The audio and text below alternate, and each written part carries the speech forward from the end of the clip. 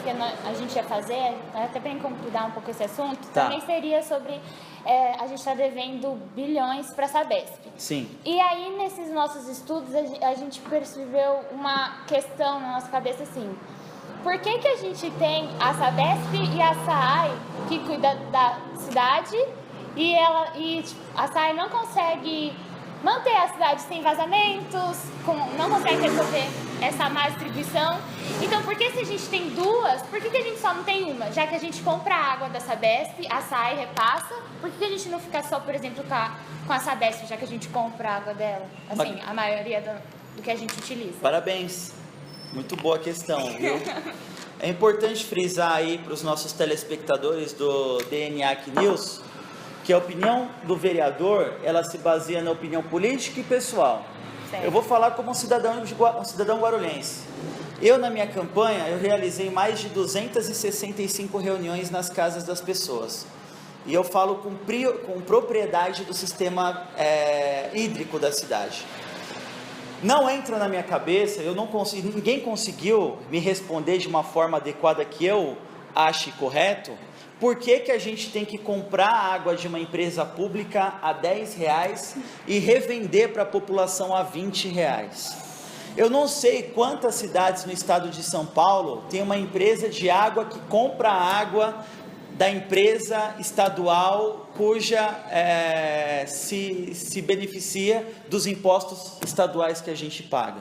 Na minha opinião, o SAI foi criado, primeiramente, quando foi criado, para que haja um cabide de emprego, ou seja, os governantes que ali estavam naquele momento precisavam colocar os seus apoiadores em algum cargo, esses cargos não existiam, foi criado o SAI para poder gerenciar a questão hídrica de Guarulhos. Eu sou da vertente que o SAI não deve existir se existe a Sabesp. Nós temos um órgão estadual muito bom, muito capacitado, que tem um orçamento bilionário, que é a Sabesp. Na minha opinião, como munícipe, ninguém conseguiu argumentar comigo e me provar que se a gente tem a Sabesp, por que precisamos do SAI? Eu também não concordo com isso. Tá. Na atual situação financeira de Guarulhos, como moradora, eu já sei há muito tempo do que está acontecendo com a situação financeira, e o senhor acabou de falar que uma das suas principais atuações na Câmara foi resolver esse problema com o Sabesp que a cidade tem. Aí a gente queria saber mais um pouco assim, o que está acontecendo na situação financeira, assim, de melhorias, para melhorar tanto essa dívida, quanto o que está faltando, quanto você falou que vocês entraram para o governo com caixa vermelho. Sim. A gente queria saber mais o que está acontecendo, o que foi feito para melhorar a situação, o que está acontecendo. Sim, eu acho que eu vou estar falando exatamente o que eu acabei de falar durante o começo da entrevista, A gente herdou uma dívida bilionária, mas nós estávamos cientes da dívida que nós iríamos herdar. Tanto eu, como representante do governo na Câmara, quanto o Guti. Não adianta a gente ficar reclamando do que passou. A gente tem que olhar para frente e vislumbrar alguma questão que possa nos ajudar a melhorar isso. Os problemas já estão postos, todo mundo já sabe o problema de Guarulhos. Se eu perguntar para você, para o câmera que nos filma, ou para a pessoa que nos assiste aqui, você que está nos assistindo, você sabe dos problemas de Guarulhos. Os problemas já estão postos, a questão é encontrar soluções. E as soluções elas são encontradas através da conversa com o munícipe. O munícipe é muito importante. O trabalho que vocês fazem jornalístico é muito importante, porque através de vocês eu consigo responder perguntas que milhares de pessoas gostariam de responder também. Mas a gente tem que ir atrás, não só da causa, não só do problema, mas para resolver o problema. A primeira coisa que a gente fez em 10 dias de governo foi realizar uma audiência com o governador Geraldo Alckmin a respeito da água. Na minha opinião, a água era o mais importante porque as pessoas precisam de água para sobreviver. Se você ficar 7 dias sem água, você morre, Então a gente conversou com o governo do estado nos atendeu muito bem e ele falou uma coisa que me deixou muito preocupado. Segundo o governo do estado, ele disse que em 16 anos da administração anterior, ninguém foi lá conversar com eles, ter um diálogo. Então, às vezes, a briga é muito mais política do que querer ver o bem-estar da população guarulhense. A gente não tem essa vaidade. Nós fomos até o governador do estado, conversamos, colocamos os problemas hídricos e colocamos a nossa dívida para com a Sabesp.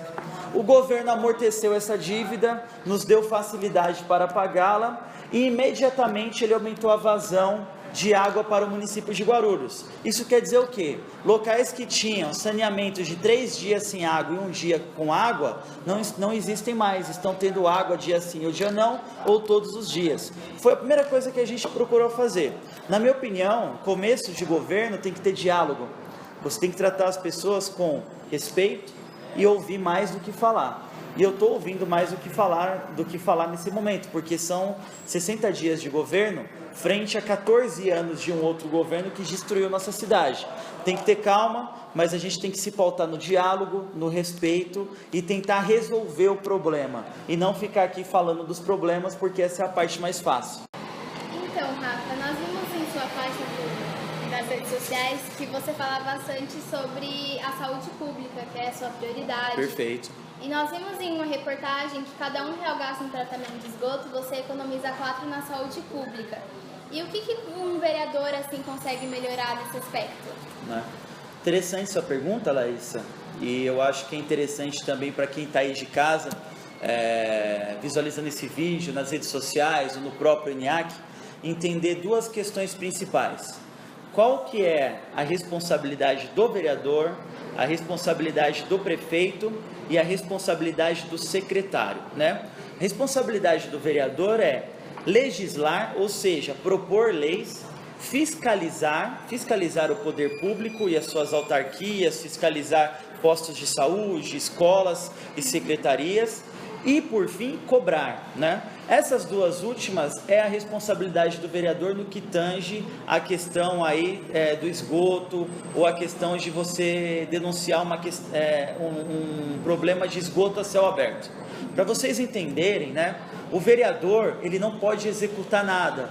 Não é o Rafa que vai fazer o saneamento básico. Não é o Rafa que vai recapear a rua. Não é o Rafa que vai fazer a pavimentação asfáltica.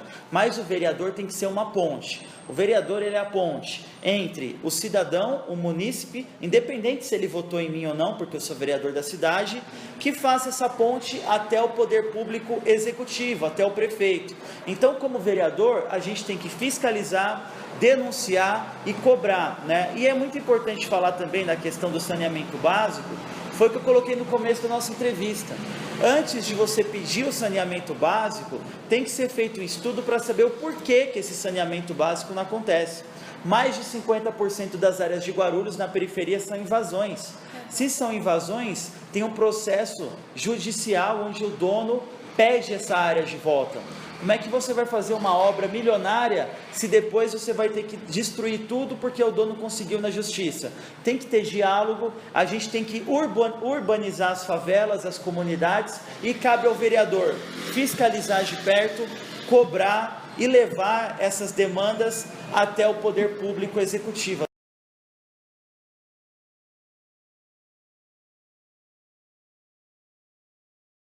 Tá, meu nome é Robério, eu moro na Praça 8, tenho uma dúvida muito fundamental. Por que o esgoto está vindo muito caro ultimamente? Bem, essa última pergunta foi feita pelo nosso amigo Robério, que mora na Praça 8. Gostaria de deixar um abraço para ele.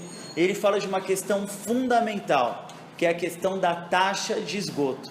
Para você entender, Robério, e para as pessoas que também tenham as mesmas dúvidas, hoje a nossa conta de água ela é dividida pela quantidade de água que nós gastamos e pela taxa de esgoto.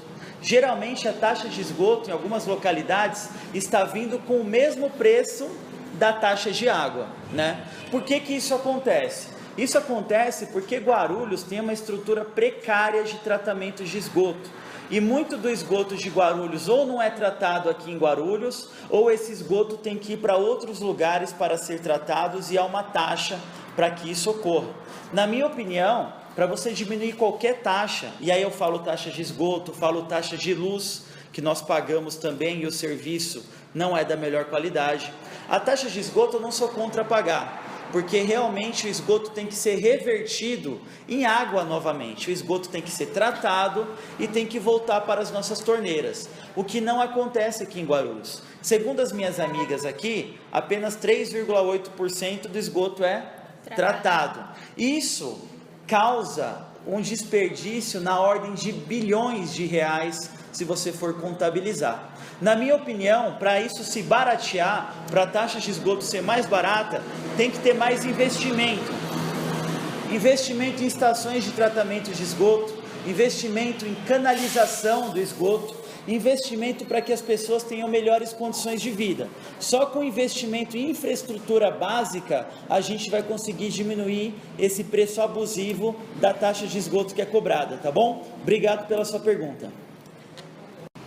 Então, a gente queria agradecer por você ter aceitado essa entrevista pra gente e também pra nossa escola.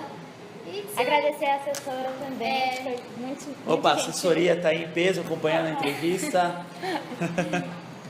E agradecer a você. Que isso, muito obrigado. É uma honra receber essas promissoras jornalistas. Uma honra receber o Colégio ENIAC, um colégio que tem uma história aqui na cidade muito bonita.